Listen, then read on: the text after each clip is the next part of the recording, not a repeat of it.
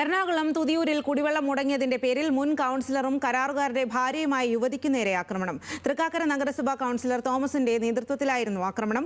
ഒരു സംഘം ആളുകൾ കരാറുകാരൻ സനലിന്റെ വീട്ടിലെത്തിയാണ് ആക്രമണം നടത്തിയത്. ആക്രമണത്തിൽ ഷീബ സനലിന് പരിക്കേറ്റു. വിവരങ്ങളുമായി ഇസത്ത് സുൽഫിക്കറാണ് ചേരുന്നത്. ഇസത്ത്, എന്താണ് ആക്രമണത്തിന് പ്രകോപനമായത്? ആക്രമണത്തിൽ പരിക്കേറ്റവരുടെ ആരോഗ്യനില എന്താണ് ഇപ്പോൾ?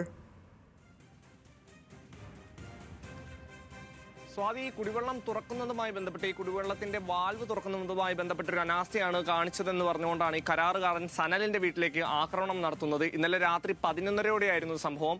അതായത് ഇദ്ദേഹം താമസിക്കുന്ന വീട്ടിലേക്ക് കൗൺസിലർ തോമസിന്റെ നേതൃത്വത്തിലുള്ള ഒരു സംഘം ചെല്ലുകയും തുടർന്ന് അവിടെ ഒരു വാക്കുതർക്കം രൂപപ്പെടുകയും ചെയ്തിരുന്നു. ഈ വാക്കുതർക്കം പിന്നീട് ഒരു ആക്രമണത്തിൽ കലാശിക്കുകയാണ് ചെയ്തത്.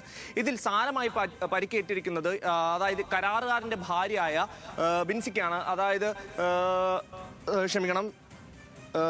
കരാറുകാരന്റെ ഭാര്യയായിട്ടുള്ള ഷീബയ്ക്കാണ് പരിക്കേറ്റിരിക്കുന്നത്. ഷീബ മുൻ കൗൺസിലർ കൂടിയായിരുന്നു. ഈ ഷീബയ്ക്ക് ഇപ്പോൾ സാരമായിട്ട് തലയ്ക്കും അതുപോലെ തന്നെ പരിക്കേറ്റിട്ടുണ്ടെന്നാണ് നമുക്ക് മനസ്സിലാക്കാൻ സാധിക്കുന്നത്.